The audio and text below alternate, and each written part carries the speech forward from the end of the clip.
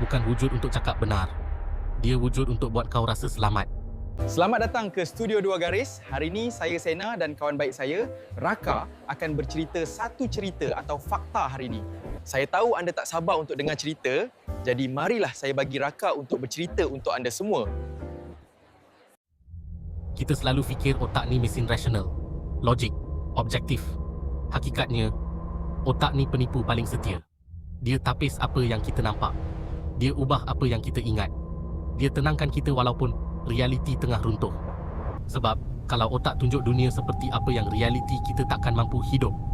Trauma dikurangkan, kenangan diubah. Kesalahan sendiri dipadam perlahan-lahan. Kita bukan ingat apa yang berlaku. Kita ingat versi yang buat kita boleh terus berfungsi. Dan itu bermaksud, apa yang kau panggil diri kau, mungkin cuma cerita yang otak cipta supaya kau tak hancur.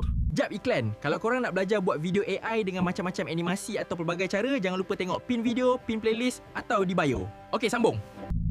Sebab kebenaran penuh bukan buat kita kuat. Ia buat kita lumpuh. Jadi otak pilih untuk menipu. Bukan sebab jahat, tapi sebab perlu.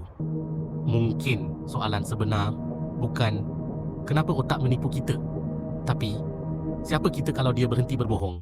Yang pelik tu bukan dunia. Kita Dalam video tadi, kita dapat tambah satu ilmu untuk hari ini. Kalau korang rasa video tu bermanfaat, sila follow dan komen untuk konten yang seterusnya. Bye!